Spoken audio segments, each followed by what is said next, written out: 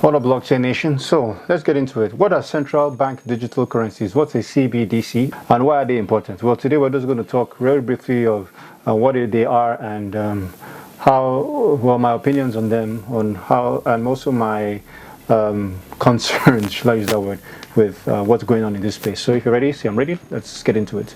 So let's just start by talking about Bitcoin. So Bitcoin was the first implementation of the cryptocurrencies that gained mass adoption. Now, it's not the only digital currency that ever existed. I'll put a link below to a video I did about a while ago about some experiments in the crypto space going back to the early 60s. But anyways, in 2008, a white paper was written by a pseudonym Satoshi Nakamoto, and the concept of Bitcoin, a peer-to-peer payment system, which is also a form of money, was introduced, and the rest is history. It's a 10-year experiment that is currently over $1 trillion experiment, which is absolutely insane. So Bitcoin has become very, very popular, and a lot of countries have taken a different approach to Bitcoin. Some have banned it, some have kept it, and which has led to some countries starting their own digital currency. They understand the importance of a cryptocurrency, or they see the value in that space, and they are trying to adopt their own digital cryptocurrency. So let's start by saying digital currency and cryptocurrency. I struggle with that. Now, cryptocurrency, like Bitcoin, is a peer-to-peer, distributed, permissionless, open, borderless system. And so you have countries saying that they want to issue their own digital currency. What I struggle with is, how is a digital currency issued by a country different from what we have currently in fiat? Now, a fiat currency is just like a dollar bill, which you can print. But most of the money that we have today is digital. So what's the argument about creating their own? But we'll get into all that. So let's start by looking at how different countries have had different approaches to cryptocurrencies. So some have said it's illegal, like in Algeria, in Egypt, and in Morocco. In Nigeria, it's legal, but the central banks recently have, the Central Bank of Nigeria has stopped financial institutions from touching or from having anything to do with Bitcoin or cryptocurrencies. So different countries like Angola, South Africa, Namibia, it's legal in all these countries. In Canada, the same concept or the same approach as Nigeria, which is that it's legal, but banks can't touch it. As you can see, is what's going on in Canada. And on and on. So one area that's very, very interesting is what's going on in Asia. So as you can see, China, People's Bank of China has said that financial institutions are not allowed to facilitate in Bitcoin transactions. So here's what I've noticed. I've noticed that countries that are saying that banks can't touch their digital currencies or cryptocurrencies are starting their own central bank CBDC. It's more prominent in countries that are banning cryptocurrencies. So before we get into all that, let's look at the United States approach to this. So in the US, 100% legal. So cryptocurrencies are legal in the US. However, the US has decided to start their own CBDC, which is the central bank digital currency, which is just the Bank of International Settlements, and it goes into central bank digital currencies and explains them in detail. You can take your time and look through this if you have the time to. Talks about payment aspects, monetary policies, and the rest, and it really explains what a CBDC is. And I read this document, and in my opinion, I'm still trying to understand the distinction between why you still need to have a central bank digital currency in this regard, but I'll get into that at the end. So let's look at what the United States is doing. So the United States is partnered with a private institution like Accenture and a group of other private individuals, and they're coming up with a digital dollar project, leading the discussion on the U.S. central bank digital currency. Now, I don't know if this is really supported or backed by the Federal Reserve Bank. The Federal Reserve is America's, United States' own implementation of a central bank. So this is an interesting project that it's going to be rolled out in the next couple of years, or who knows how long it will take. So we have Accenture and a whole bunch of other advisory groups that are getting involved, and you can read this white paper that really talks about this whole digital dollar project. And I would love for you guys to comment. I've read through this, and I'm still trying to understand what's the major selling point for a central bank digital currency. So the whole world is going crazy because China has officially released its own digital currency, and everybody's like, America is behind, the rest of the world is behind, and China has released its own digital one. I did a video about that some months ago. You can watch it. It goes into details about what the digital one is and how they're implementing that. But let's quickly watch this video by the chair of the Federal Reserve Bank and his responses on this. The Chinese last month unveiled the world's first digital currency from a major power, currency that would not be printed but would exist only in cyberspace on your phone, for example. Is the Fed working on a digital dollar? We are actually evaluating that. Most major countries are now looking at the possibility of having a digital currency and really asking the question, in our very modern advanced economy with a fast, efficient, full-blown payment system, would adding a digital currency, a form of digital currency, would it actually benefit the public that we serve? That's the question that we're asking. We're working very hard on that. We're also doing quite a lot of technological experiment. I mean, technology has made this a possible thing, and so we feel it's our obligation to understand it.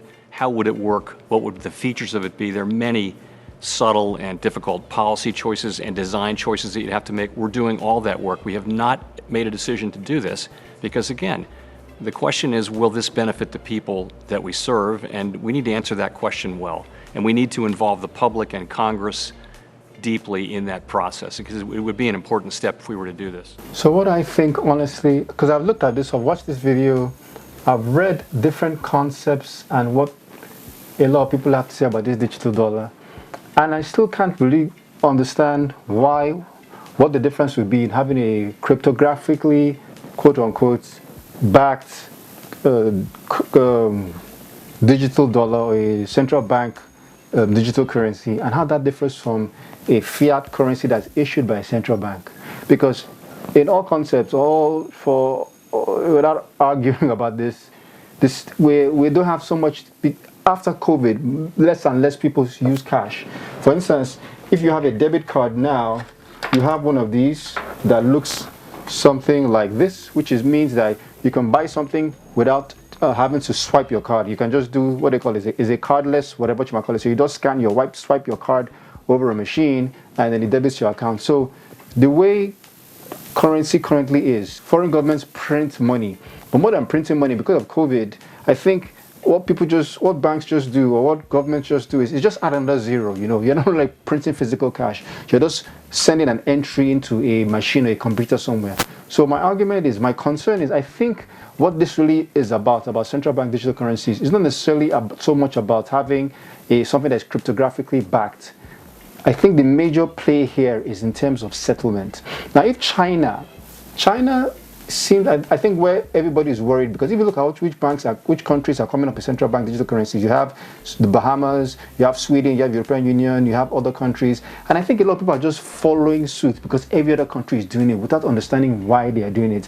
I was reading something recently about Nigeria starting central CBDC, central bank digital currency, and I'm wondering, what's the reason for every country starting this? Now, in my opinion, and what concerns me, or what I think people are not necessarily saying, is that because China has done this first, if China's play is you can transfer whatever fiat currency you have anywhere around the world into this Chinese digital currency with ease, that is why I think most governments would panic. Because currently, the United States dollar is the world's reserve currency. It's used to buy crude oil, and it's really the world reserve currency. It's in 1960, the Bretton Woods standard was established, and the United States government's dollar became the world reserve currency, and other currencies are traded against the dollar.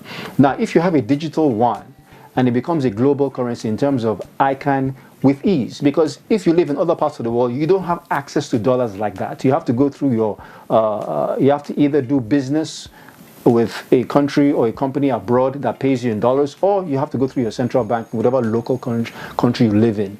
Now, if I can interact my digital yuan with my local currency, that's a huge game changer. And I think that's why a lot of people are concerned. I think that China is not necessarily, might not be saying this, but they are positioning themselves to become a world reserve currency from the regard that it's a platform or a payment rail where I can trade whatever currency I have for the digital one. Now, if that is the case, to me, I think that's really the biggest piece why other countries will want to move in this direction. Some countries might not know why they are moving to a CBDC, but this would be a major play. And I think China won't come out and just say this is what we're trying to do. I think that they are going to be very, very careful about it. They won't want to come out and threaten the US and say, we're coming out with our own Chinese digital one. But this will change everything. If you look at what's happening next couple of years with people that are leaning less on fossil fuels and they're moving towards electric cars, I see, and also with what's going on in America with unemployment and the fact that they are printing the United States dollar like toilet paper and is now becoming, is causing inflation and is causing it to lose its store of value. So this would be a huge catalyst in the United States dollar being replaced as a global currency if the yuan can do what they are. I'm not sure if they're intentionally trying to do this, but this might be the outcome because you have a yuan that can trade freely against any other currency around the world. And the Chinese are very, very smart in terms of they have a huge play in all these other countries, whereby you have a huge presence of China, in Nigeria, in parts of sub-Saharan Africa, other parts of the world. So I think the real case for me for a CBDC is control, is having a quote-unquote transition into a global player where any country, anywhere around the world can transition or can easily exchange their fiat for a digital currency like the one. So yeah, I know it sounds crazy, I know it sounds far-fetched, I know it's a very long-winded analytical video, but I really want to hear your thoughts on this. I want to know what really is the difference between a CBDC and a normal digital currency for every country that currently, as it currently is. What is the major reason for countries moving to that CBDC direction? And I also think the end of all this, I think China is a country that gets it, and I think that's why they are leaning in this direction. Not for the reasons everybody else is doing it, but because they want to position themselves as a global player. Those are my personal plans. It's not political, it's just what I think. So tell me if I'm wrong, let me know what your thoughts are. Alright, so this was an interesting video, I know. But until next time, my wish for you is that you learn more about cryptocurrencies, because crypto is changing and will change the world, especially in the digital currency space. And for those who get involved early in this industry, my personal opinion, will greatly impact the future. And if that's you, let's go change the world. If you would like to create more awareness for your brand or content, or you would like to earn additional income, register now on www.cliquey.com. The more you share, the more you earn. Cliquey.